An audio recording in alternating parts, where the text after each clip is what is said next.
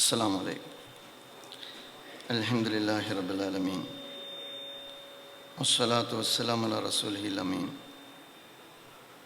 വഅലാ ആലിഹി വസഹ്ബിഹി അജ്മഈൻ. അമ്മാ ബഅദ്. റബ്ബി ഇശ്റഹ് ലി സദ്രി വയസ്സിർ ലി അംരി വഹ്ലുൽ ഉഖ്ദതം മിൻ ലിസാനി യഫ്ഖഹു ഖൗലി. ഈ സമ്മേളനത്തിൻ്റെ ആദരണീയനായ അധ്യക്ഷൻ ജമാഅത്തെ ഇസ്ലാമി സംസ്ഥാന സെക്രട്ടറി അബ്ദുൽ വാഹിദ് നദ്വി സാഹിബ്, അക്കി നദ്വി സാഹിബ്, ജമാഅത്തെ ഇസ്ലാമി സംസ്ഥാന അസിസ്റ്റൻ്റ് അമീർ VT അബ്ദുള്ള കോയ സാഹിബ്, ജമാഅത്തെ ഇസ്ലാമി സംസ്ഥാന സമിതി അംഗം റുക്സാന സാഹിബ, സോളിഡാരിറ്റി സംസ്ഥാന president CT Shuaib Sahib, GIO സംസ്ഥാന സമിതി അംഗം അഫ്ര ഷിഹാബ്, ബഹുമാന്യനായ ജില്ലാ പ്രസിഡൻറ്റ് സനോ സാഹിബ്, വേദിയിലും സദസ്സിലും ഇരിക്കുന്ന ആദരണീയരായ വ്യക്തിത്വങ്ങളെ, സഹോദരി സഹോദരന്മാരെ, നേരത്തെ ഇവിടെ സൂചിപ്പിച്ചതുപോലെ തണലാണ് കുടുംബം എന്ന തലവാചകത്തോടുകൂടി ജമാഅത്തെ ഇസ്ലാമി കേരളീയ സമൂഹത്തിൽ വലിയ ഒരു ആശയപ്രചാരണത്തിന് ഇവിടെ തുടക്കം കുറിക്കുകയാണ്. ഈ ആശയപ്രചരണ ക്യാമ്പയിൻ ഒരനിവാര്യതയിൽ നിന്ന് രൂപപ്പെട്ടു വന്നതാണ്. അതൊരു സമുദായത്തെ മാത്രം ബാധിക്കുന്ന അനിവാര്യതയല്ല, ലോകത്തെ ബാധിച്ച, നമ്മുടെ സാമൂഹ്യ ക്രമത്തെ ബാധിച്ച, നമ്മുടെ സമൂഹത്തിലെ വ്യത്യസ്തമായ ജനവിഭാഗങ്ങളുടെ ജീവിതത്തെ സ്വാധീനിച്ച അപകടകരമായ ഒരു പ്രവണതയെ അഭിമുഖീകരിക്കാനുള്ള ഒരു പ്രസ്ഥാനത്തിൻ്റെ ആലോചിച്ചെടുത്ത ഒരു തീരുമാനത്തിൻ്റെ ഭാഗമാണ് ഈ ക്യാമ്പയിൻ. അതുകൊണ്ട് തന്നെ ഈ ക്യാമ്പയിൻ കേരളത്തിലെ മുഴുവൻ ജനവിഭാഗങ്ങളുടെയും പിന്തുണയോടുകൂടി മുന്നോട്ട് കൊണ്ടുപോകണം എന്ന് തന്നെയാണ് ജമാഅത്തെ ഇസ്ലാമി ആഗ്രഹിക്കുന്നത്. നമുക്കെല്ലാവർക്കും അറിയാം, ഇസ്ലാം ഒരു സമൂഹത്തെ രൂപപ്പെടുത്തിയെടുക്കാനാണ് ആഗ്രഹിക്കുന്നത്. മഹാനായ പ്രവാചകൻ റസൂലുള്ളാഹി സ്വല്ലല്ലാഹു അലൈഹി വസല്ലം 23 വർഷക്കാലം കൊണ്ട് ലോകത്ത് തുല്യതയില്ലാത്ത ഒരു സമൂഹത്തെയാണ് പ്രവാചകൻ സ്വല്ലല്ലാഹു അലൈഹി വസല്ലം രൂപപ്പെടുത്തിയെടുത്തത്. അങ്ങനെ ഒരു നവസമൂഹത്തെ രൂപപ്പെടുത്തിയെടുക്കുന്നിടത്ത് ഏറ്റവും പ്രധാനപ്പെട്ട ഘടകം, ഒരു സൊസൈറ്റിയുടെ ഏറ്റവും പ്രാഥമികമായ യൂണിറ്റ് കുടുംബമാണ് എന്നത് നമുക്കറിയാവുന്ന കാര്യമാണ്. അതുകൊണ്ട് തന്നെ ഒരു നവസമൂഹ രൂപീകരണത്തിൻ്റെ മുമ്പാകെ കുടുംബം എന്ന് പറയുന്ന സുന്ദരമായ ആശയത്തെ തന്നെ തകർത്ത് കളയുന്ന ഒരു നാഗരിക ക്രമത്തിലാണ് നമ്മൾ ജീവിച്ചു കൊണ്ടിരിക്കുന്നത്. ആഗോളതലത്തിൽ അത്തരത്തിലുള്ള ദർശനങ്ങളും ആശയങ്ങളും സാമൂഹ്യ രംഗത്ത് ശൈഥില്യം സൃഷ്ടിച്ചുകൊണ്ടിരിക്കുന്ന ഒരു കാലത്താണ് നമ്മൾ ജീവിച്ചു കൊണ്ടിരിക്കുന്നത്. അതുകൊണ്ടാണ് ഹക്കി നദ്വി സാഹിബ് പറഞ്ഞത്, ഇത് കേവലം ഒരു കുടുംബ ക്യാമ്പയിൻ മാത്രമല്ല, കുടുംബത്തെ ശിഥിലീകരിച്ച് സാമൂഹ്യ രംഗത്ത് അരാജകത്വം സൃഷ്ടിക്കുന്ന, എൻ്റെയും നിങ്ങളുടെയുമൊക്കെ ജീവിതത്തിലേക്ക് കടന്നു വന്നുകൊണ്ടിരിക്കുന്ന, നമ്മുടെയൊക്കെ ജീവിതത്തെ സ്വാധീനിച്ചുവോ ഇല്ലയോ എന്ന് പോലും നമുക്കറിയാത്ത വിധം നമ്മുടെ വീടകത്തേക്ക് പ്രവേശനം സിദ്ധിച്ചു കഴിഞ്ഞ പാശ്ചാത്യൻ സാംസ്കാരിക ലിബറലിസത്തിനെതിരിലുള്ള ഒരു ക്യാമ്പയിൻ കൂടിയാണ് ജമാഅത്തെ ഇസ്ലാമി തണലാട് കുടുംബം എന്ന തലവാചകത്തോടു കൂടി സംഘടിപ്പിക്കുന്നത്. നമുക്കറിയാം, നല്ല കുടുംബമാണ് ഒരു നല്ല സമൂഹത്തിൻ്റെ ഏറ്റവും പ്രധാനപ്പെട്ട അടിസ്ഥാനം എന്ന് പറയുന്നത്. വിവാഹമാണ് അതിൻ്റെ എൻട്രി എന്ന് നമുക്കെല്ലാവർക്കും അറിയാം. വിവാഹം എന്ന് പറയുന്നത് സ്നേഹിക്കാനും സ്നേഹിക്കപ്പെടാനും സ്നേഹകാരുണ്യം കൊണ്ട് ഒരു കുടുംബജീവിതത്തിന് അസ്ഥിവാരം പണിയാനുമുള്ള ആദ്യത്തെ ഏറ്റവും പ്രധാനപ്പെട്ട ഘടകമാണ്. ആ അർത്ഥത്തിലുള്ള ഒരു കുടുംബത്തിലാണ് ഒരു നല്ല സൊസൈറ്റി രൂപപ്പെട്ടു വരിക എന്ന് നമുക്കറിയാം. കുട്ടികൾ പരിഗണിക്കപ്പെടുന്നത്, കുട്ടികൾ സ്നേഹിക്കപ്പെടുന്നത്, കുട്ടികൾ ലാളിക്കപ്പെടുന്നത്, മാതാപിതാക്കൾ ആദരിക്കപ്പെടുന്നത്, മുതിർന്നവർ ആ അർത്ഥത്തിൽ തന്നെ പരിചരിക്കപ്പെടുന്നത്, ജീവിതത്തിൽ ശാരീരികമായോ മറ്റേതോ കാരണങ്ങളാൽ പ്രയാസം അനുഭവപ്പെടുന്ന ആളുകൾ പരിരക്ഷിക്കപ്പെടുന്നത്, രോഗികൾ ആ അർത്ഥത്തിൽ പരിഗണിക്കപ്പെടുന്നത് കുടുംബം എന്ന് പറയുന്ന വളരെ ഭംഗിയായ സംവിധാനത്തിനകത്താണ് എന്ന് നമുക്ക് കാണാവുന്നതാണ്. എല്ലാം ലാഭേച്ഛയിൽ കാണുന്ന, എല്ലാം വ്യക്തികേന്ദ്രീകൃതമായി കാണുന്ന ഒരു ദർശനത്തിനകത്ത് തീർച്ചയായിട്ടും ഈ പറയപ്പെടുന്ന മൂല്യങ്ങൾ പരിരക്ഷിക്കപ്പെടുകയില്ല എന്ന് നമുക്കറിയാവുന്ന കാര്യമാണ്. അതുകൊണ്ടാണ് കുടുംബത്തെക്കുറിച്ച് സാധാരണഗതിയിൽ നമ്മൾ പറയാറുള്ളത്, ജീവിതത്തിൽ നിരവധി സാമൂഹ്യ മൂല്യങ്ങളെ പ്രൊഡ്യൂസ് ചെയ്യുന്ന ഒരു സാമൂഹ്യ സ്ഥാപനമാണ്, ദൈവിക സ്ഥാപനമാണ് കുടുംബം എന്ന് നമ്മൾ പറയുന്നത്. കുടുംബമില്ലാത്തയിടത്താണ്, നമുക്കറിയാവുന്ന കാര്യമാണ്, യഥാർത്ഥത്തിൽ ഒരുപാട് ജനങ്ങൾ അരക്ഷിതരാകുന്നത്, കുട്ടികൾ സുരക്ഷിതരാകുന്നത്, മുതിർന്നവർ സുരക്ഷിതരാകുന്നത്, രോഗികൾ സുരക്ഷിതരാകുന്നത്, മാതാപിതാക്കൾ സുരക്ഷിതരാകുന്നത് യഥാർത്ഥത്തിൽ കുടുംബം എന്ന് പറയുന്ന സുരക്ഷാ വലയത്തിനകത്താണ് എന്ന് നമുക്ക് നമ്മുടെ ജീവിതാനുഭവം നമ്മോട് പറഞ്ഞുകൊണ്ടിരിക്കുന്ന കാര്യമാണ്. കരഞ്ഞുകൊണ്ട് നമ്മുടെ കയ്യിലേക്ക് വരുന്ന ഒരു കുഞ്ഞ് നമ്മെ കരയിപ്പിച്ചുകൊണ്ട് അള്ളാഹുവിലേക്ക് യാത്രയാകുന്നതിനിടക്ക് ആ ഒരു കുഞ്ഞ് വളർന്നു വലുതായി വാർദ്ധക്യത്തിലെത്തി രോഗത്തിന് അടിപ്പെട്ട് അവസാനം മരണം പുൽകുന്നത് വരെ ആ കുഞ്ഞ് സുരക്ഷിതമായി ഒരു വൃദ്ധനായി രോഗിയായി മരണം പുൽകുന്നത് വരെ എത്ര സുന്ദരമായിട്ടാണ് ആ ഒരു കുഞ്ഞിൽ നിന്ന് ആരംഭിക്കുന്ന ജീവിതം പരിരക്ഷിക്കപ്പെട്ടു പോരുന്നത് എന്ന് നിങ്ങൾ ആലോചിച്ച് നോക്ക്.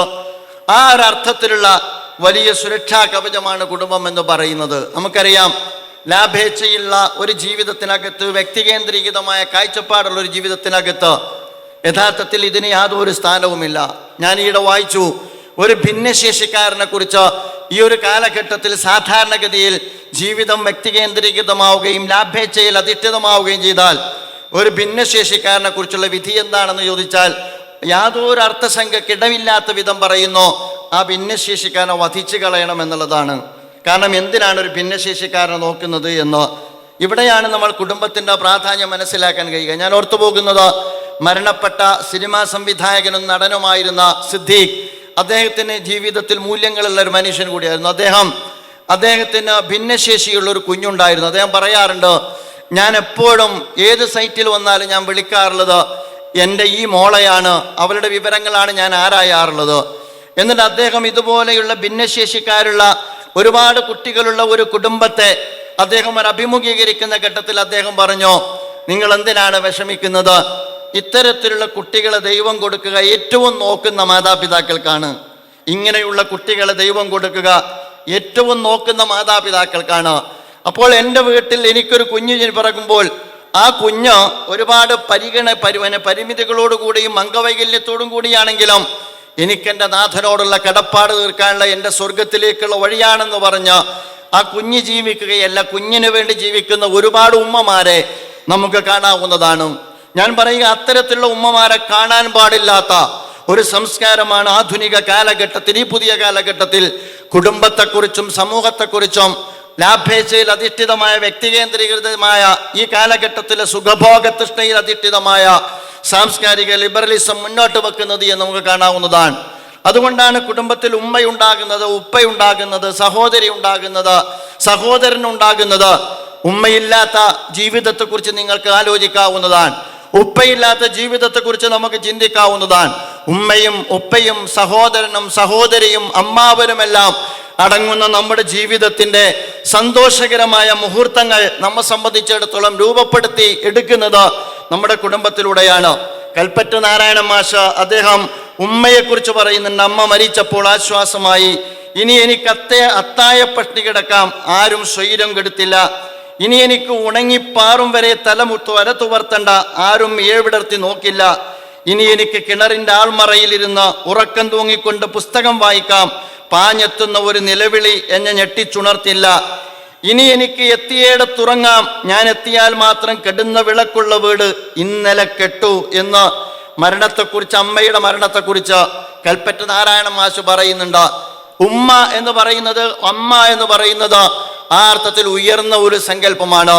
നമുക്ക് ഒരുപക്ഷെ ഭൂമി ലോകത്ത് അല്ലാഹുവും റസൂലും കഴിഞ്ഞാൽ വബിൽ വാലിദൈനി ഇഹ്സാന എന്ന് വിശുദ്ധ ഖുർആൻ വളരെ ഭംഗിയായി വിശുദ്ധ ഖുർആനിൽ പരാമർശിക്കുന്നിടങ്ങളിലെല്ലാം മൂന്നാമത്തെ സ്ഥാനത്ത് ഇത് പരാമർശിക്കുന്നതിൻ്റെ അടിസ്ഥാനവും അതാണ്. അപ്പൊ ആ ഒരർത്ഥത്തിൽ ഉമ്മയില്ലാതാകുന്നത് എവിടെയാണെന്ന് ചോദിച്ചാൽ ഞാൻ പറയുക ഈ പടിഞ്ഞാറിന്റെ ലിബറൽ സംസ്കാരത്തിനകത്താണ്. ഉമ്മയുണ്ടാകുന്നത് എവിടെയാണെന്ന് ചോദിച്ചാൽ ഈ പറയപ്പെട്ട ഇസ്ലാമിക മൂല്യങ്ങളുടെ അടിസ്ഥാനത്തിൽ കെട്ടിപ്പടുക്കുന്ന കുടുംബ സംവിധാനത്തിനകത്താണ്. സമാനമായ കഥ നമ്മൾ പലപ്പോഴും പറയാറുണ്ട്. വൈക്കം മുഹമ്മദ് ബഷീറിനെ കുറിച്ച് സ്വാതന്ത്ര്യ സമരത്തിന്റെ ഭാഗമായിട്ടോ മറ്റോ പിടികൂടപ്പെട്ട് കണ്ണൂരിലെ ജയിലിൽ നിന്ന് വിമോചനമാക്കപ്പെട്ട് കണ്ണൂരിൽ നിന്ന് ട്രെയിന് കയറിയിട്ട് വൈക്കം മുഹമ്മദ് ബഷീർ അദ്ദേഹത്തിന്റെ വീട്ടിലേക്ക് എത്തുന്നുണ്ട്. വൈക്കത്താണ് വീട്, തലയോലപ്പറമ്പാണ് വീട്. അദ്ദേഹം റെയിൽവേ സ്റ്റേഷൻ ഇറങ്ങി ഒരുപാട് നടന്ന് രാത്രി 1 മണിയാകുമ്പോഴാണ് ഏതാണ്ട് വീട്ടിലേക്ക് എത്തുന്നത്. വളരെ വൈകിയാണ് എത്തുന്നത്. അദ്ദേഹം വീട്ടിന്റെ മുമ്പിൽ എത്തുമ്പോൾ ഉപ്പയോട് ചോദിക്കാതെയാണ് അദ്ദേഹം നാട് വിട്ട് കോഴിക്കോട്ടേക്ക് പോയത്. വീട്ടിന് മുമ്പിൽ എത്തുമ്പോൾ അപ്പോഴും വീട്ടിനകത്ത് ഒരു ചെറിയ ഇമ്പിരി വട്ടം അഥവാ ഒരു വിളക്കിന്റെ വട്ടം അദ്ദേഹം കാണുന്നുണ്ട്. അങ്ങനെ അദ്ദേഹം വീടിന്റെ കതക് മുട്ടുന്നുണ്ട്. കതക് മുട്ടുമ്പോൾ ഉമ്മ വന്ന് വാതിൽ തുറക്കുന്നുണ്ട്. ഉപ്പയറിയാതെ വീട്ടിലേക്ക് പ്രവേശിക്കാനാണ് ബഷീർ വന്നത്. ഉമ്മ വന്ന് കയറിയ ഉടനെ തന്നെ ഉമ്മ പറയുന്നുണ്ട്, മോനെ കൈ കഴുകുക എന്നിട്ട് ഭക്ഷണം കഴിക്കുക എന്ന്. ഉമ്മയോട് മകൻ ചോദിക്കുന്നുണ്ട്, ബഷീർ ചോദിക്കുന്നുണ്ട്, ഉമ്മ നിങ്ങൾ എങ്ങനെയാണ് ഞാൻ ഇന്ന് ഇവിടെ എത്തുമെന്ന് നിങ്ങൾ എങ്ങനെയാണ് മനസ്സിലാക്കിയത്? ആ ഘട്ടത്തിൽ ഉമ്മ പറയുന്നുണ്ട്, മോനെ നിനക്ക് വേണ്ടി എന്നും ഉമ്മ ഭക്ഷണം കരുതി വെച്ച് കാത്തിരിക്കാറുണ്ട് എന്ന്. ഞാൻ പറഞ്ഞു വരുന്നത് ഈ മൂല്യത്തെ നമുക്ക് ആധുനികമായ കാഴ്ചപ്പാടിൽ, ലാഭേച്ഛയിൽ അധിഷ്ഠിതമായ കാഴ്ചപ്പാടിൽ, അവനവന്റെ സുഖഭോഗ തൃഷ്ണയിൽ അധിഷ്ഠിതമായ ഒരു കാഴ്ചപ്പാടിൽ നമുക്ക് അളന്നു തിട്ടപ്പെടുത്തുക സാധ്യമല്ല എന്നുള്ളതാണ്. ഇങ്ങനെയുള്ള അതുകൊണ്ടാണ് വിശുദ്ധ ഖുർആൻ കുടുംബത്തെക്കുറിച്ച് വമിൻ ആയാതിഹി അൻ ഖലഖലകും മിൻ അൻഫുസികും അസ്വാജ എന്ന് പറഞ്ഞുകൊണ്ട് കുടുംബ ജീവിതത്തെക്കുറിച്ച് ആയത്ത് എന്ന് വിശുദ്ധ ഖുർആൻ പറഞ്ഞത്. അതൊരു ദൃഷ്ടാന്തമാണ്. നമുക്ക് മെറ്റീരിയലിസ്റ്റിക്കായ ഒരു ചട്ടക്കൂടിനകത്ത് നിന്നുകൊണ്ട് വായിക്കുവാനും വിലയിരുത്താനും കഴിയാത്ത അമൂല്യമായ ദൈവികമായ അനുഗ്രഹത്തിന്റെ ഉറവിടമാണ് യഥാർത്ഥത്തിൽ കുടുംബം എന്ന് പറയുന്നത്. ആ കുടുംബത്തിന്റെ ആഴം, ആ ഉമ്മയുടെ സ്നേഹം, ആ ഉപ്പയുടെ പരിഗണന, ആ സഹോദരന്റെ കാവൽ നമ്മെ സംബന്ധിച്ചിടത്തോളം നമ്മുടെ ഈ കാലഘട്ടത്തിൽ എല്ലാം സ്വാർത്ഥതയിൽ അധിഷ്ഠിതമായി നാം രൂപപ്പെടുത്തിക്കൊണ്ടിരിക്കുന്ന കാലഘട്ടത്തിൽ നമുക്ക് കടന്നു തിട്ടപ്പെടുത്തുക സാധ്യമല്ല. ഇങ്ങനെയുള്ള ഒരു സമൂഹത്തിനകത്ത് സുരക്ഷ തീർക്കുന്ന, സാമൂഹ്യ നന്മ വളർത്തുന്ന, വാല്യൂസിനെ സംഭാവന ചെയ്യുന്ന ദൈവികമായ സംവിധാനത്തെ തകർത്തുകൊണ്ടുള്ള അപകടകരമായ ഒരു സാംസ്കാരിക ലിബറലിസത്തിന്റെ വഴിയിലാണ് ഈ കാലഘട്ടത്തിലുള്ള ജനത മുന്നോട്ട് പോയിക്കൊണ്ടിരിക്കുന്നത്. ഈ കുടുംബത്തെ നിരാകരിക്കുന്ന പാശ്ചാത്യ ലിബറലിസത്തോടു കൂടിയുള്ള ആശയ സമരമാണ്, തണലാണ് കുടുംബം എന്ന തലവാചകത്തോടുകൂടി ജമാഅത്തെ ഇസ്ലാമി നിർവഹിക്കാൻ ആഗ്രഹിക്കുന്നത്. കേവലം ഭോഗാസക്തമായ ഒരു സമൂഹത്തെ, വ്യക്തികേന്ദ്രീകൃതമായ ജീവിത കാഴ്ചപ്പാട് വെച്ചു പുലർത്തുന്ന ഒരു സമൂഹത്തെ നേരിടുക എന്നുള്ളത് തന്നെയാണ്, അതിനെ മറികടക്കുക എന്നുള്ളത് തന്നെയാണ്. വിശുദ്ധ ഖുർആൻ പറഞ്ഞല്ലോ,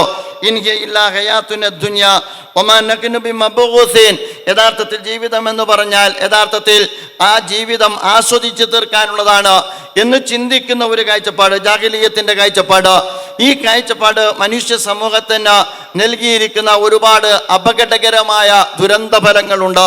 ആ ഫലങ്ങളെ വിലയിരുത്തുവാൻ ഈ കാലഘട്ടം സന്നദ്ധമാകേണ്ടതാണ്. മലയാളി സമൂഹത്തിനകത്തും ഇന്ന് പാശ്ചാത്യ ലിബറലിസത്തിന്റെ സ്വാധീനമുണ്ട്, സമൂഹത്തിലുണ്ട്, സമുദായത്തിലുണ്ട്.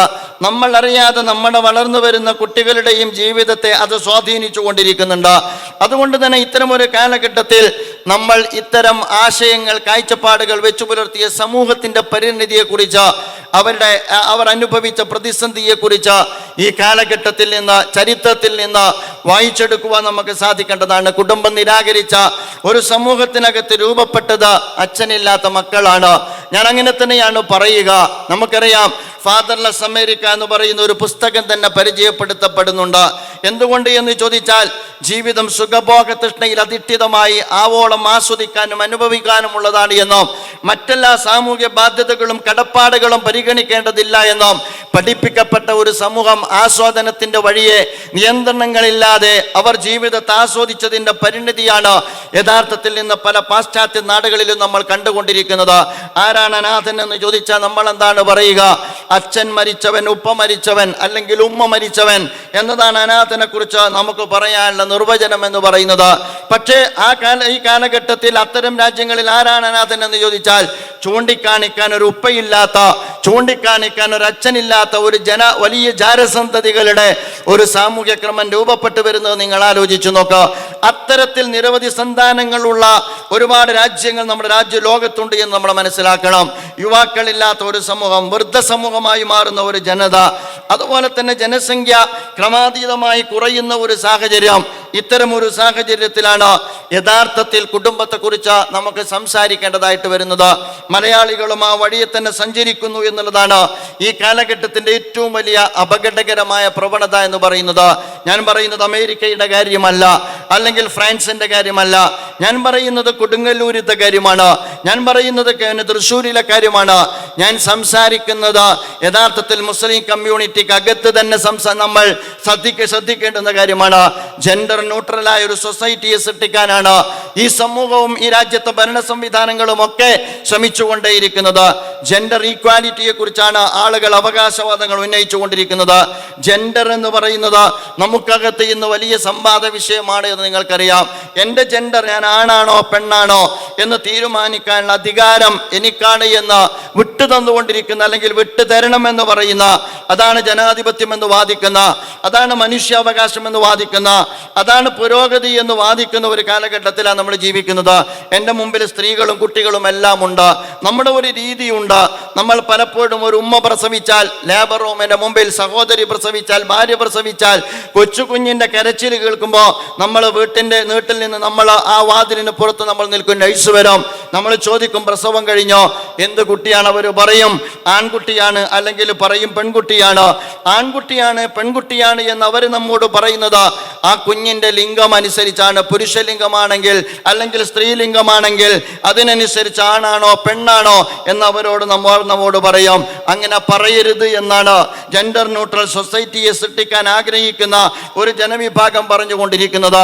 അവർ വളരട്ടെ, അവർക്ക് കൊടുക്കുന്ന കളിക്കോപ്പ് ഏതെങ്കിലും ആൺകുട്ടിക്കോ പെൺകുട്ടിക്കോ ഉള്ളതാകാൻ പാടില്ല. അവരുടെ വസ്ത്രം പ്രത്യേകം പെൺകുട്ടിക്കോ ആൺകുട്ടിക്കോ ഉള്ളതാകാൻ പാടില്ല. അവന് പ്രായപൂർത്തിയാകുമ്പോൾ അവൻ തീരുമാനിക്കട്ടെ അവൻ ആണാണോ പെണ്ണാണോ എന്ന്. നിങ്ങൾ ആലോചിച്ചു നോക്കുക, അത് തീരുമാനിക്കുന്നതിൻ്റെ അടിസ്ഥാനം എന്താണ്? അത് തീരുമാനിക്കുന്നത് അവൻ്റെ തോന്നലനുസരിച്ചാകണം. എനിക്ക് ഇന്ന് തോന്നുകയാണ് എനിക്കൊരു പെണ്ണാകണമെന്ന് തോന്നിയാൽ, എൻ്റെ ഫീൽ എന്ന് പറയുന്നത് ഒരു പെണ്ണാകണമെന്ന് തോന്നിയാൽ അതിന് അനുവാദം കൊടുക്കലാണ് ജനാധിപത്യം എന്ന് പഠിപ്പിക്കുന്ന, അതിനനുവാദം കൊടുക്കലാണ് പുരോഗതി എന്ന് പഠിപ്പിക്കുന്ന, അതിനനുവാദം കൊടുക്കലാണ് എൻ്റെ മനുഷ്യാവകാശം എന്ന് പഠിപ്പിക്കപ്പെടുന്ന അരാജകത്വത്തിൻ്റെ കാഴ്ചപ്പാടാണ് ലിബറലിസം സമൂഹത്തിൽ പഠിപ്പിച്ചുകൊണ്ടിരിക്കുന്നത് എന്ന് നമ്മൾ മനസ്സിലാക്കേണ്ടതുണ്ട്. എൻ്റെ ഭാര്യയ്ക്ക് ഇപ്പോൾ തോന്നുകയാണ് അവൾ കാണായാൽ കൊള്ളാമെന്നോ, അവൾ വാഹനം ഓടിക്കുന്നുണ്ട്, അവൾക്ക് സൗകര്യത്തിൽ നടക്കാൻ പറ്റുന്നുണ്ട്, എനിക്കെന്തുകൊണ്ട് എനിക്ക് കാണായിക്കൂടാ എന്ന് തോന്നിക്കഴിഞ്ഞാൽ അവിടെയാണ് ഉമ്മയല്ലാതായി മാറുന്നത്, ഉപ്പയല്ലാതായി മാറുന്നത്, ജെൻഡർ കൺഫ്യൂഷൻ സൃഷ്ടിക്കപ്പെടുന്നത്, അരാജകത്വത്തിലേക്ക് ഒരു സമൂഹം കൂപ്പുകുത്തപ്പെടുന്നത്, സാമൂഹ്യ ശൈഥില്യത്തിന്റെ അടിത്തറ രൂപപ്പെട്ടു വരുന്നത് എന്ന് എൻ്റെ പ്രിയപ്പെട്ട സുഹൃത്തുക്കളെ വളരെ ലളിതമായി നമുക്ക് മനസ്സിലാക്കാൻ കഴിയുന്നതാണ്. ഇത് പ്രകൃതി വിരുദ്ധം കൂടിയാണ് എന്ന് നമുക്കറിയാം. പക്ഷേ ആ പ്രകൃതി വിരുദ്ധമായ ആശയങ്ങൾ നമ്മുടെ സ്കൂളുകളിൽ പ്രാക്ടീസ് ചെയ്യുകയാണ്, നമ്മുടെ കോളേജുകളിൽ പ്രാക്ടീസ് ചെയ്യുകയാണ്. അതുകൊണ്ടാണ് നമ്മൾ ബോധേടാകണം എന്ന് ജമാഅത്തെ ഇസ്ലാമിക്ക് ഈ കാലഘട്ടത്തിൽ സമൂഹത്തോട് എണീറ്റ് നിന്നുകൊണ്ട് സംസാരിക്കേണ്ടതായിട്ട് വരുന്നത്. ആണാണെന്നും പെണ്ണാണെന്നും നമുക്ക് പഠിപ്പിക്കേണ്ടി വരുന്ന ഒരു കാലത്തെക്കുറിച്ച് നിങ്ങൾ ആലോചിച്ച് നോക്കുക. മാത്രമല്ല യഥാർത്ഥത്തിൽ ആണിൻ്റെയും പെണ്ണിൻ്റെയും അവരെ സംബന്ധിച്ചിടത്തോളം അവരുടെ ബയോളജി, അവരുടെ സൈക്കോളജി, അവരുടെ ക്യാരക്ടർ എല്ലാം ഡിഫറൻ്റ് ആണ് എന്ന് നമുക്കറിയാം. പക്ഷേ അത് പറയാൻ പാടില്ല. അതുകൊണ്ട് ജെൻഡർ ന്യൂട്രൽ സൊസൈറ്റിയെ സൃഷ്ടിക്കുന്ന ഒരു സാമൂഹ്യ ക്രമം നമ്മുടെ സ്കൂളുകളിൽ അതാണ്. ജെൻഡർ ന്യൂട്രലായ എഡ്യൂക്കേഷൻ സിസ്റ്റത്തെ നമ്മൾ വിയോജിച്ചപ്പോൾ മറ്റു പല സ്വഭാവത്തിലും ഇന്ന് ആ അർത്ഥത്തിൽ കുട്ടികളെ വളർത്തിയെടുക്കുവാനുള്ള അസൈൻമെന്റുകളിലാണ് സ്കൂളുകളിൽ കുട്ടികൾക്ക് കൊടുത്തുകൊണ്ടിരിക്കുന്നത് എന്ന് നമുക്ക് കാണാവുന്നതാണ്. ഒരുതരം ലിബറൽ ലൈഫ് നമ്മുടെ സമൂഹത്തിനകത്ത് വളർത്തിക്കൊണ്ടിരിക്കുന്നു എന്നാണ് ഈ പറയുന്നതിനർത്ഥം. മാത്രമല്ല നമുക്കകത്തുനിന്ന് കോളേജുകളിൽ ഇന്ന് പ്രോത്സാഹിപ്പിക്കുന്നത് ജെൻഡർ ന്യൂട്രൽ ടോയ്ലറ്റ് അഥവാ നിങ്ങൾക്ക് യൂണിസെക്സ് ടോയ്ലറ്റ് എന്ന് പറയുന്നത് വരെ പ്രോത്സാഹിപ്പിക്കപ്പെടുന്ന ഒരു കാലം നമ്മൾ ജീവിക്കുന്നത്. കേരളത്തിൽ മഹാരാജാസ് കോളേജിൽ അത്തരം ഒരു ടോയ്ലറ്റ് ടോയ്ലറ്റ് ആഘോഷപൂർവ്വമാണ് ഉദ്ഘാടനം ചെയ്യപ്പെട്ടത് എന്ന് നമ്മൾ മനസ്സിലാക്കണം.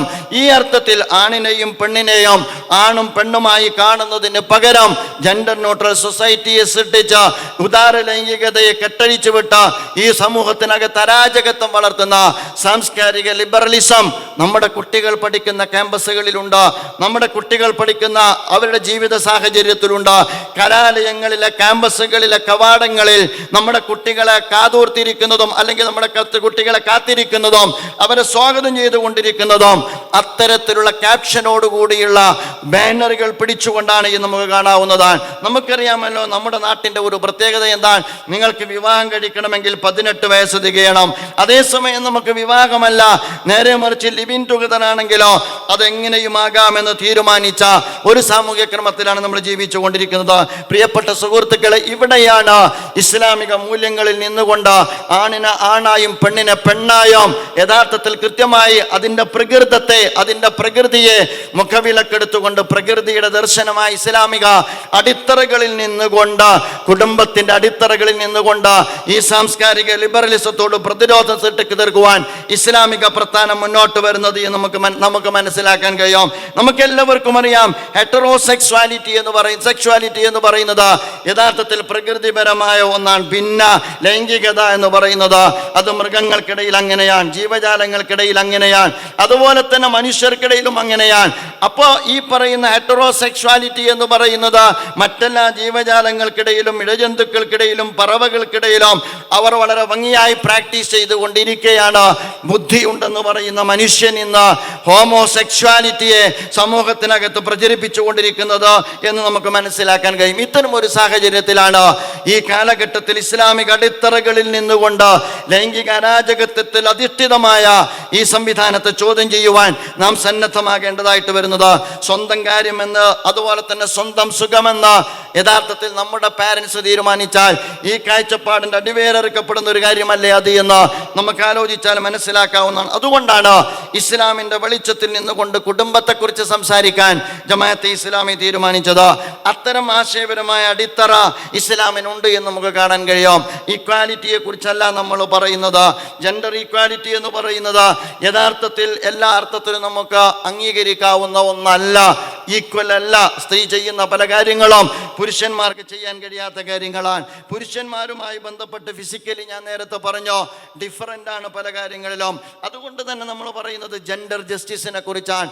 ആ ജെൻഡർ ജസ്റ്റിസിൽ അധിഷ്ഠിതമായ ഒരു സാമൂഹ്യ ജീവിതം, കുടുംബ ജീവിതത്തെ മുന്നിൽ വെച്ചുകൊണ്ടാണ് നാം ഇതിനെ നേരിടേണ്ടത്. അതുകൊണ്ട് എൻ്റെ പ്രിയപ്പെട്ട സുഹൃത്തുക്കളോട് ഞാൻ പറയുക, ഇസ്ലാമിക അടിത്തറകളിലുള്ള കുടുംബജീവിതം എന്ത് എന്നതിനെ കുറിച്ച് വളരെ കൃത്യമായി സമൂഹത്തിന് ജീവിതത്തിലൂടെ ആശയം പകർന്നു കൊടുക്കാൻ നമുക്ക് പറ്റണം. ആശയത്തെ ആശയമായിട്ടല്ല നമ്മുടെ ജീവിതത്തിലൂടെ ആവിഷ്കരിക്കുവാൻ നമുക്ക് സാധിക്കണം. ഞാൻ ഈയിടെയായിട്ട് 2 കുട്ടികളുമായി സംസാരിച്ചു. വിവാഹവുമായി ബന്ധപ്പെട്ട് ഒരു നിലക്കും വിവാഹത്തിന് സന്നദ്ധമാകാത്ത കുട്ടിയോടാണ് സംസാരിച്ചത്. എന്തുകൊണ്ടാണ് മോളെ വിവാഹത്തിന് സന്നദ്ധമാകാത്തത് എന്ന് ചോദിച്ചപ്പോൾ ആ കുട്ടി പറഞ്ഞത് ഉപ്പാനെയും ഉമ്മാനെയും കണ്ടിട്ടാണ് ഞാൻ വിവാഹത്തിന് സന്നദ്ധമാകാത്തത് എന്നതാണ്. ബാപ്പ ഉമ്മയോട് എങ്ങനെയാണ് സംസാരിക്കുന്നത്, ഉമ്മ ബാപ്പയോട് എങ്ങനെയാണ് സംസാരിക്കുന്നത് എന്നത് കണ്ടത് കൊണ്ടാണ് ഉപ്പയും ഉമ്മയും ജീവിക്കുന്നത് പോലെ ഞാൻ ജീവിക്കാൻ ആഗ്രഹിക്കുന്നില്ല എന്നാ കുട്ടി പറഞ്ഞത്. പിന്നീട് ആ കുട്ടി വിവാഹത്തെക്കുറിച്ച് തീരുമാനമെടുത്തപ്പോൾ ഞാൻ ചോദിച്ചു, എന്തുകൊണ്ടാണ് തീരുമാനിച്ചത്? എല്ലാവരും ഉപ്പയെപ്പോലെയും ഉമ്മയെപ്പോലെയും അല്ലല്ലോ എന്നതുകൊണ്ടാണ് ഞാൻ വിവാഹത്തെക്കുറിച്ച് തീരുമാനമെടുത്തത് എന്ന് പറഞ്ഞു. അതുകൊണ്ട് ഞാൻ പറയുക, കുടുംബത്തിനകത്ത് നിന്നാണ് വിപ്ലവം ആരംഭിക്കേണ്ടത്.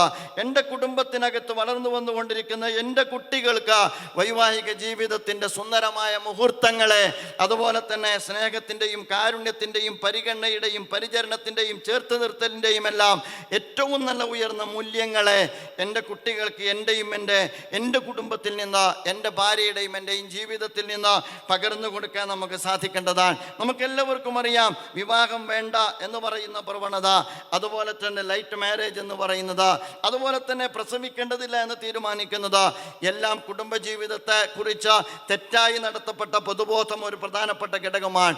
രണ്ടാമത്, പലപ്പോഴും അവർ വീട്ടിനകത്ത്, കുടുംബത്തിനകത്ത് അവരനുഭവിക്കുന്ന പ്രശ്നങ്ങളും അതിൻ്റെ കാരണമാണ്. അതുകൊണ്ട് എൻ്റെ പ്രിയപ്പെട്ട രക്ഷിതാക്കളോട് ഞാൻ പറയുക, അള്ളാഹുവിൻ്റെ റസൂലായിരിക്കണം നമ്മുടെ മാതൃക. ഞാൻ എൻ്റെ ഭാര്യയുമായിട്ട് വഖലഖ്നാകും അസ്വാജ, നിങ്ങൾ ഇണകളായിട്ടാണ് സൃഷ്ടിക്കപ്പെട്ടത് എന്നതല്ലേ വിശുദ്ധ ഖുർആൻ നമ്മെക്കുറിച്ച് പറഞ്ഞത്. ഇതിനേക്കാൾ സുന്ദരമായ ഒരു പ്രയോഗം എങ്ങനെയാണ് വിശുദ്ധ ഖുർആൻ നടത്തുക? ഇണകളായിട്ടാണ് സൃഷ്ടിക്കപ്പെട്ടത്, സ്നേഹം കൊണ്ടാണ്, കാരുണ്യം കൊണ്ടാണ്. വജഅല ബൈനകും മവദ്ദതൻ വറഹ്മ, സ്നേഹത്തെക്കുറിച്ചും കാരുണ്യത്തെക്കുറിച്ചുമാണ് മറ്റൊരിടത്ത് വിശുദ്ധ ഖുർആൻ പറഞ്ഞത്. ഏകമുഖത്തോടു കൂടിയല്ല, കൂടിയാലോചനയുടെയും അതുപോലെ തന്നെ കൂട്ടുത്തരവാദിത്വത്തിൻ്റെയും തലത്തിലാണ്, സ്നേഹിക്കലിൻ്റെയും സ്നേഹിക്കപ്പെടലിൻ്റെയും തലത്തിലാണ് യഥാർത്ഥത്തിൽ കുടുംബജീവിതത്തെ കാണേണ്ടത്. പലപ്പോഴും ചില ദമ്പതിമാർ അവർ തമ്മിലുള്ള സ്നേഹം പോലും പ്രകടിപ്പിക്കണ്ട എന്ന് തീരുമാനിക്കും. അങ്ങനെയല്ല, എൻ്റെ മക്കൾക്ക് ഞാനും എൻ്റെ ഭാര്യയും തമ്മിലുള്ള ബന്ധം തന്നെയാണ് അവർ അവരുടെ ഭാവി ജീവിതത്തെ കരുപ്പിടിപ്പിക്കുന്നിടത്ത് അവരുടെ ആദ്യത്തെ അനുഭവം എന്ന് നമ്മൾ മനസ്സിലാക്കേണ്ടതാണ്. അതുകൊണ്ട് ആ സൂക്ഷ്മത ജീവിതത്തിൽ, കുടുംബജീവിതത്തെ ആവിഷ്കരിക്കുന്നിടത്ത് നമ്മിൽ നിന്ന് തന്നെ തുടങ്ങേണ്ടതാണ്. മഹാനായ പ്രവാചകൻ റസൂലുള്ളാഹി സ്വല്ലല്ലാഹു അലൈഹി വസല്ലം എങ്ങനെയാണ് പ്രവാചകന്റെ പ്രിയപത്നിമാരോട് ഇടപെട്ടിട്ടുണ്ടായിരുന്നത്, എങ്ങനെയാണ് അവരുമായി എൻഗേജ് ചെയ്തിട്ടുണ്ടായിരുന്നത്, എത്രമാത്രമാണ് പ്രവാചകൻ സ്വല്ലല്ലാഹു അലൈഹി വസല്ലം അവർക്ക് സമയം കൊടുത്തിട്ടുണ്ടായിരുന്നത് എന്നിത്യാദി കാര്യങ്ങളിലെല്ലാം നമുക്ക് നല്ല ധാരണയുണ്ടാകണം. ഒരു പാരമ്പര്യത്തിൻ്റെ അടിത്തറയിൽ നിന്നുകൊണ്ട്, നമ്മൾ തുടർന്നു വന്ന ആചാരാനുഷ്ഠാനങ്ങളിൽ മാത്രം നിന്നുകൊണ്ട്, നമ്മുടെ വീട്ടിനകത്തൊരു ഏകമുഖത്തോടു കൂടിയുള്ള, ഏതോ അർത്ഥത്തിൽ ഒട്ടും ജനാധിപത്യപരമല്ലാത്ത, അതുപോലെ തന്നെ ഒട്ടും ആശയവിനിമയം ചെയ്യപ്പെടാത്ത കുടുംബ സംസ്കാരത്തിനകത്ത് നിന്നുകൊണ്ട് പുതിയ കാലഘട്ടത്തെ നമുക്ക് അഭിമുഖീകരിക്കുക സാധ്യമല്ല. പ്രവാചകനിലേക്ക് നമ്മൾ മടങ്ങണം, പ്രവാചക ജീവിതത്തിലേക്ക് നമ്മൾ മടങ്ങണം, പ്രവാചക അധ്യാപനങ്ങളിലേക്ക് നമ്മൾ മടങ്ങണം. നമ്മുടെ ഭാര്യമാട് പ്രവാചകൻ റസൂലുള്ളാഹി സ്വല്ലല്ലാഹു അലൈഹി വസല്ലം പറഞ്ഞില്ലേ, യഥാർത്ഥത്തിൽ ഖിയാറുക്കും നിസാഇഹിം, നിങ്ങളിൽ ഏറ്റവും നല്ലവർ നിങ്ങളുടെ ഭാര്യമാരോട് നന്നായി വർത്തിക്കുന്നവരാണ്. അപ്പോൾ ഞാൻ പറഞ്ഞു, ആ അർത്ഥത്തിൽ കുടുംബത്തെ സംബന്ധിച്ചിടത്തോളം പരസ്പരം ഇണകളായി ജീവിക്കണം. കുടുംബനാഥൻ എന്ന ഉത്തരവാദിത്വം യഥാർത്ഥത്തിൽ പുരുഷനുള്ളതാണ്. ആ ഉത്തരവാദിത്വ ബോധത്തോടുകൂടി പുരുഷൻ തൻ്റെ കാര്യങ്ങൾ നിർവഹിക്കുവാൻ പുരുഷന് സാധിക്കേണ്ടതാണ്. ഈഗോ എവിടെയാണോ ആരംഭിക്കുന്നത്, ഞാൻ പറയുക, യഥാർത്ഥത്തിൽ ഈഗോ ആരംഭിക്കുന്നിടത്താണ് കുടുംബത്തിൻ്റെ തകർച്ച തുടങ്ങുന്നത്. എവിടെയാണോ വിട്ടുവീഴ്ച പരസ്പരം ഉണ്ടാകുന്നത്, അവിടെയാണ് കുടുംബം യഥാർത്ഥത്തിൽ തളിർത്തു വരുന്നത് എന്ന് നമുക്ക് കാണാവുന്നതാണ്. ആ ഒരർത്ഥത്തിൽ കുടുംബത്തെ രൂപപ്പെടുത്തിയെടുക്കുവാൻ പ്രിയമുള്ള സുഹൃത്തുക്കളെ നമുക്ക് സാധിക്കേണ്ടതുണ്ട്. അതുകൊണ്ട് തീരുന്നുണ്ടോ? ഇല്ല. നമ്മുടെ മക്കളുമായി ബന്ധപ്പെട്ട കാര്യം, നമ്മുടെ വീടിനകത്ത് എത്രമാത്രം സന്തോഷകരമാണ് നമ്മുടെ കുട്ടികൾ, അവരെത്രമാത്രം അക്കമഡേറ്റ് ചെയ്യപ്പെടുന്നുണ്ടോ, നമ്മുടെ മക്കൾക്ക് കൊടുക്കാനുള്ള അവകാശങ്ങൾ നമുക്ക് കൊടുക്കാൻ കഴിയാറുണ്ടോ എന്നതെല്ലാം പ്രധാനപ്പെട്ട കാര്യമാണ്. പുതിയൊരു കാലഘട്ടത്തിൽ നമ്മുടെ മക്കളാണ് ഏറ്റവും കൂടുതൽ DGMന്റെ വെളിച്ചത്തിൽ ഉറഞ്ഞുതുള്ളുന്ന ഒരു പുതിയ തലമുറ. അത് ടൂറാണെങ്കിലും അങ്ങനെയാണ്, ഇവന്റുകളാണെങ്കിലും അങ്ങനെയാണ്, ആഘോഷങ്ങളാണെങ്കിലും അങ്ങനെയാണ്, വിവാഹമാണെങ്കിലും അങ്ങനെയാണ്. അങ്ങനെയുള്ള ഒരു കുട്ടികൾക്ക് നമ്മൾ എപ്പോഴാണ് അനുഭവപ്പെടാറുള്ളത്? ഞാൻ പറയുക, പലപ്പോഴും മക്കൾക്ക് മാതാപിതാക്കൾ അനുഭവപ്പെടാത്ത സാഹചര്യമുണ്ട്. അവർക്കുമുണ്ടല്ലോ ഒരു ഹക്ക്. ആ ഹക്ക് നമ്മൾ കൊടുത്തിട്ടില്ല എങ്കിൽ, ഇന്ന് നിങ്ങൾ മനസ്സിലാക്കണം, പ്രാഥമിക വിദ്യാഭ്യാസ സ്ഥാപനങ്ങളിൽ വരെ പഠിക്കുന്ന കുട്ടി, അവൻ SSLC മുമ്പാകുന്നതിന് മുമ്പ്, അവൻ ഡിഗ്രി പഠിക്കുന്നതിന് മുമ്പ് അവൻ്റെ കയ്യിൽ MDM എത്തുന്ന ഒരു കാലത്താണ് നമ്മൾ ജീവിക്കുന്നത്. മയക്കുമരുന്നിൻ്റെ ലോകത്തേക്ക് നമ്മുടെ കുട്ടികൾ എടുത്തെറിയപ്പെടുന്ന ഒരു കാലത്താണ് നമ്മൾ ജീവിക്കുന്നത്. അതുകൊണ്ട് കുട്ടികളെയും സ്നേഹിക്കണം. സ്നേഹിക്കുന്നിടത്ത് നമ്മൾ ശ്രദ്ധിക്കേണ്ടത്, അവരെ സ്നേഹിക്കുന്നു എന്ന് നമുക്ക് മാത്രം തോന്നിയാൽ പോരാ, അവരെ സ്നേഹിക്കുന്നു എന്ന് അവർക്ക് പ്രകടമാണ്. റസൂലുള്ളാഹി സ്വല്ലല്ലാഹു അലൈഹി വസല്ലം തൻ്റെ പേരക്കുട്ടികളെ പിടിച്ചിട്ട് ചുടുചുംബനം കൊടുക്കുമ്പോൾ അദ്ദേഹത്തോട് ഒരു സഹാബി പറയുന്നുണ്ടല്ലോ, അള്ളാഹുവിൻ്റെ റസൂൽ, കുട്ടികളെ ഉമ്മ വെക്കുകയാണോ ചുംബിക്കുകയാണോ എന്ന് ചോദിക്കുമ്പോൾ അള്ളാഹുവിൻ്റെ റസൂൽ പറയുന്നുണ്ട്, തനിക്ക് അള്ളാഹു സുബ്ഹാനഹു വ തആല കാരുണ്യം തന്നിട്ടില്ലെങ്കിൽ ഞാൻ എന്ത് ചെയ്യാനാണ്? നമ്മളൊക്കെ ആലോചിക്കേണ്ട കാര്യമാണ്. നമ്മൾ എപ്പോഴെങ്കിലും നമ്മുടെ കുട്ടികളെ കേട്ടുകൊടുക്കാറുണ്ടോ? നമ്മളവരെ വാരിപ്പുണരാറുണ്ടോ? അവർ വിജയിച്ചു വരുമ്പോൾ അവരുടെ കൊച്ചു വർത്തമാനങ്ങൾക്ക് നമ്മൾ സമയം കൊടുക്കാറുണ്ടോ? അവരുടെ നെറ്റിത്തടത്തിൽ, അവരുടെ കവിളിൽ നമ്മളെപ്പോഴെങ്കിലും ഒരു ചുംബനം കൊടുത്തിട്ടുണ്ടോ? നമ്മൾ പലപ്പോഴും ശാസനയുടെ സ്വഭാവത്തിൽ മാത്രമല്ല, ലാളനയുടെയും സ്നേഹത്തിൻ്റെയും അതുപോലെ തന്നെ പരിഗണനയുടെയും സ്വഭാവത്തിലും നമ്മുടെ മക്കളെ നമുക്ക് ചേർത്ത് നിർത്താൻ കഴിയണം. നമ്മുടെ വീടിനകത്ത് കൂടിയാലോചനകൾ ഉണ്ടാകണം, കൂട്ടുത്തരവാദിത്വം ഉണ്ടാകണം, വിയോജിക്കാനുള്ള അവസരങ്ങൾ ഉണ്ടാകണം. ആ ഒരർത്ഥത്തിൽ ഞാൻ പറയുക, സാംസ്കാരിക ലിബറലിസത്തോട് നമുക്ക് ആശയപരമായി സംസാരിക്കാൻ കഴിഞ്ഞു എന്ന് പറയാം. പക്ഷേ സാംസ്കാരിക സാംസ്കാരിക ലിബറലിസത്തെ നമുക്ക് വിയോജിക്കണമെങ്കിൽ നമ്മുടെ വീട്ടിൽ വളർന്നു വരുന്ന കൊച്ചുകുട്ടികൾക്ക് ദീൻ എന്താണ് എന്ന്, കുടുംബം എന്താണ് എന്ന്, സ്നേഹം എന്താണ് എന്ന്, കാരുണ്യം എന്താണ് എന്ന്, ദാമ്പത്യം എന്താണ് എന്ന്, വൈവാഹിക ജീവിതം എത്രമാത്രം സംതൃപ്തകരമാണ് എന്ന്, മവദ്ദത്ത് എന്താണ് എന്ന്, റഹ്മത്ത് എന്താണ് എന്ന്, പ്രണയം എന്താണ് എന്ന് നമ്മുടെ വീട്ടിനകത്ത് നിന്ന് നമ്മുടെ കുടുംബജീവിതത്തിലൂടെ നമ്മുടെ കുട്ടികൾക്ക് മനസ്സിലാക്കാനുള്ള അവസരം നമ്മൾ ഒരുക്കണം. അവരത് അനുഭവിക്കണം. വീട് സ്വർഗം പൂക്കുന്ന കുടുംബമായിട്ട് നമ്മുടെ വീട് മാറണം. ആ അർത്ഥത്തിലേക്ക് നമ്മൾ മാറിയിട്ടില്ല എങ്കിൽ തെരുവ് മാറിയിട്ടുണ്ട് എന്ന് നമ്മൾ മനസ്സിലാക്കണം. തെരുവ് മാറിയിട്ടുണ്ട്. തെരുവ് നമ്മുടെ കയ്യിലല്ല. കലാസാഹിത്യ മേഖലകൾ നമ്മൾ ഉദ്ദേശിക്കുന്ന പോലെയല്ല. നമ്മുടെ നാട്ടിലുള്ള പൊതു കൾച്ചർ ആഘോഷത്തിൻ്റെ ജീവിതം തന്നെ ആഘോഷമാക്കുന്ന ഇവൻറ്റുകളായ ഒരു കാലത്താണ് നമ്മൾ ജീവിക്കുന്നത്. അവിടെ നമ്മൾ ഉദ്ദേശിക്കുന്നത് പോലെയല്ല. അതുകൊണ്ട് ഇത്തരം ഒരു കാലത്താണ് യഥാർത്ഥത്തിൽ നമ്മൾ പറയുന്നത് തണലാണ് കുടുംബം എന്ന്. തണലാണ് കുടുംബം എന്ന് പറയുമ്പോൾ സമൂഹത്തിന് ഇത് പരിഹാസ്യമാകാതിരിക്കണമെങ്കിൽ എൻ്റെ കുടുംബം തണലായി മാറണം. ഞാൻ തണലാണ് കുടുംബം എന്ന് ഞാൻ പ്രസംഗിക്കുമ്പോൾ, എൻ്റെ പ്രഭാഷണം എൻ്റെ മക്കൾ കേൾക്കുമ്പോൾ അവർക്കത് പരിഹാസ്യമായി തോന്നാതിരിക്കണമെങ്കിൽ ഞാനൊരു തണൽ മരമായി ഞാൻ ആ കുടുംബത്തിൽ മാറണം. ഞാൻ ഭാര്യമാരോട് ഖിയാറുക്കുൽ നിസായിയും എന്ന് പറയുമ്പോൾ എൻ്റെ ഭാര്യയെക്കുറിച്ചും ഞാനും തമ്മിലുള്ള വ്യവഹാരത്തെക്കുറിച്ച് അറിയുന്ന എൻ്റെ മക്കൾക്ക് പറയാൻ പറ്റണം അത് ശരിയാണ് എന്ന്. ആ ഒരർത്ഥത്തിൽ ഞാൻ പറയുക അധികാര തർക്കമല്ല, അവകാശ തർക്കമല്ല. ഞാൻ ഈ അടുത്തൊരു വിവാഹത്തിന് ഡിവോഴ്സ് എന്ന് പറയും, വിവാഹത്തേക്കാൾ കൂടുതൽ നമുക്കറിയാവുന്ന ഹാപ്പിലി ഡിവോഴ്സ് നടന്നുകൊണ്ടിരിക്കുന്ന ഒരു കാലം. ഹാപ്പിലി മാരേജ് അല്ല ഇപ്പോൾ നടക്കുന്നത്, ഹാപ്പിലി ഡിവോഴ്സ് നടന്നുകൊണ്ടിരിക്കുന്ന ഒരു കാലമാണ്. ഞാനൊരു വിവാഹ വിഷയത്തിൽ ഇടപെട്ടപ്പോൾ ഒരു കുട്ടിയോട് ചോദിച്ചു, എന്താ പ്രശ്നം? ഒരു വൈബ് കിട്ടുന്നില്ല. എന്താ വിവാഹം പിരിയാനുള്ള കാര്യം? ഒരു വൈബ് കിട്ടുന്നില്ല. പിന്നെ അതിനപ്പുറത്തേക്ക് എത്ര സംസാരിച്ചിട്ട് എനിക്ക് ആ വൈബ് മനസ്സിലാക്കാൻ പറ്റില്ല. അത് ഏജിൻ്റെ പ്രശ്നമായിരിക്കും. ഞാൻ പറഞ്ഞു വരുന്നത് വിവാഹം പോലെ ഡിവോഴ്സ് നടന്നുകൊണ്ടേയിരിക്കുന്നു. അതുകൊണ്ട് ഇസ്ലാമിക അടിത്തറകളിൽ നിന്നുകൊണ്ട് കുടുംബത്തിനകത്ത് മതിപ്പും ബഹുമാനവും തോന്നുന്ന, ആദരവ് തോന്നുന്ന, അനുകരണീയമായ എന്ന് പറയുന്നത് നമ്മുടെ ഒരു വർണ്ണനയല്ല. അത് ആക്ച്വലി അതുണ്ടാകണം. അനുകരണീയമായ ജീവിതത്തെ നമ്മുടെ കുട്ടികൾക്ക് വീട്ടിൽ നിന്ന് കിട്ടണം. അതിലൊരു പ്രധാനപ്പെട്ട വില്ലനുണ്ട്. ആ വില്ലൻ എന്ന് പറയുന്നത് ടെക്നോളജിയാണ്. ടെക്നോളജി അതിലെ വില്ലനാണ്. ടെക്നോളജി എന്ന് പറഞ്ഞാൽ നമ്മളെ സംബന്ധിച്ചിടത്തോളം വൈഫില്ലെങ്കിലും വൈഫൈ ഉറപ്പുവരുത്തും. നെറ്റും ഡാറ്റയും അത്യാവശ്യം നമ്മുടെ വീട്ടിലുണ്ടാകും. അതുകൊണ്ട് ഭർത്താവ് ഫോണിലാണ്, ഭാര്യ ഫോണിലാണ്, മക്കൾ ഫോണിലാണ്, എല്ലാവർക്കും ഫോണാണ്. ആശയവിനിമയം നടക്കാറില്ല. ഒന്നിച്ച് ഭക്ഷണം കഴിക്കാറുണ്ടോ? അതുമില്ല. ഒന്നിച്ച് ഭക്ഷണം കഴിക്കുമ്പോഴും മുഖത്തോട് മുഖം നോക്കാറുണ്ടോ? അതില്ല. ഭക്ഷണത്തിൻ്റെ സ്വാദ് അറിയാറുണ്ടോ? അതില്ല. കാരണം ആ ഘട്ടത്തിലൊക്കെ നമ്മൾ ഏതോ ലോകത്താണ്, ഇൻ്റർനെറ്റിൻ്റെ ലോകത്താണ്. അതുകൊണ്ട് ഭക്ഷണത്തിൻ്റെ പോലും രുചി അറിയാനോ, അറിഞ്ഞിട്ടൊന്ന് ആസ്വദിക്കാനോ, ആസ്വദിച്ചിട്ടൊന്ന് അഭിനന്ദിക്കാനോ പലപ്പോഴും നമ്മൾ വിസ്മരിച്ചു പോകുന്ന ഒരു യാന്ത്രികതയിലേക്ക് നമ്മുടെ ജീവിതം മാറിപ്പോയിട്ടുണ്ട് എന്ന് നമ്മൾ മനസ്സിലാക്കണം. ഞാൻ പറയുക, കുടുംബത്തിനകത്തേക്ക് വരുമ്പോൾ തിരക്ക് പിടിച്ച ജീവിതത്തിലാണ് എങ്കിലും കുടുംബത്തിനകത്തേക്ക് വരുമ്പോൾ അതെല്ലാം മാറ്റിവെച്ച് മക്കൾക്കുള്ള ഹക്ക് മക്കൾക്ക് കൊടുക്കണം, ഭാര്യയ്ക്കുള്ള ഹക്ക് ഭാര്യയ്ക്ക് കൊടുക്കണം, ഒരുമിച്ച് ആഹാരം കഴിക്കണം. മെസ്സ് ഹാള് പോലെ ആകരുത്. മെസ്സ് ഹാള് പോലും ഇപ്പോൾ ഒരുമിച്ചാണ് ആഹാരം കഴിക്കുക. ഒന്നിച്ച് ഭക്ഷണം കഴിക്കണം. റസൂലുള്ളാഹി സ്വല്ലല്ലാഹു അലൈഹി വസല്ലം തൻ്റെ കുടുംബത്തോടൊപ്പം ഭക്ഷണം കഴിക്കാറുള്ളത് പോലെ ആ ഒരർത്ഥത്തിൽ നമ്മൾ വലിയൊരു ആശയ സമരത്തിന് നമ്മൾ ഇറങ്ങി പുറപ്പെടുമ്പോൾ ആ ആശയ സമരത്തിൻ്റെ ആവിഷ്കാരം, നമ്മൾ ആഗ്രഹിക്കുന്ന പരിഹാരത്തിൻ്റെ ആവിഷ്കാരത്തിൽ നിന്ന് നമുക്ക് തുടക്കം കുറിക്കാൻ പറ്റണം. പ്രിയമുള്ള സുഹൃത്തുക്കളെ, ഞാൻ അവസാനിപ്പിക്കുകയാണ്. ഒറ്റ കാര്യം കൂടി സൂചിപ്പിക്കാൻ ആഗ്രഹിക്കുന്നത്, ഇത് ഇവിടെ നിലനിൽക്കേണ്ടതല്ല. നമ്മുടെ കാതുകളിൽ, നമ്മുടെ തരങ്ങളിൽ നിന്ന് ഒരുപാട് കാതുകളിലേക്ക് ഈ ആശയം പ്രവഹിക്കണം. നമ്മളാകുന്ന ഒരു വലിയ സൊസൈറ്റിയുടെ അസ്ഥിവാരം ഇളക്കുന്ന സാംസ്കാരിക ലിബറലിസത്തെ തടയിട്ട് നിർത്താൻ കരുത്തുള്ള ഒരു ദർശനത്തിൻ്റെ സുന്ദരമായ പ്രതിനിധാനം ഈ കാലഘട്ടത്തിൽ നമ്മൾ നിർവഹിക്കുക എന്ന് പറയുന്നത് ഇസ്ലാമികമായി നമ്മൾ ഈ കാലഘട്ടത്തിൽ നിറവേറ്റേണ്ടുന്ന നിയോഗമാണ്. ആ നിയോഗത്തിന് ജമാഅത്തെ ഇസ്ലാമി തുടക്കം കുറിക്കുകയാണ്. അതൊരു മാസം കൊണ്ട് തീരേണ്ടതല്ല. ഈ പോരാട്ടം നമ്മൾ നടത്തുന്നത് നാം വിരൽ ചൂണ്ടുമ്പോൾ 4 വിരൽ നമ്മുടെ നെഞ്ചത്തെ കാണുന്ന തിരിച്ചറിവോടുകൂടി സ്വന്തത്തിൽ നിന്ന് തിരുത്തിൻ്റെ ആദർശ സമരം ആരംഭിച്ച അപരനിലേക്ക് ഇറങ്ങിച്ചെന്ന് സാമൂഹ്യ സംസ്കരണത്തിൻ്റെ പുതിയ പാത വെട്ടിത്തെളിയിക്കുവാനുള്ള ഉജ്ജ്വലമായ ഒരാശയ സമരത്തിനാണ് ജമാഅത്തെ ഇസ്ലാമി തണലാണ് കുടുംബം എന്ന ക്യാമ്പയിനിലൂടെ തുടക്കം കുറിക്കുന്നത്.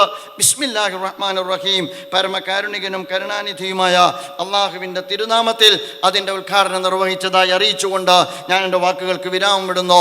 വആഖിറു ദഅവാനാ അൽഹംദുലില്ലാഹി റബ്ബിൽ ആലമീൻ. അസ്സലാമു അലൈക്കും.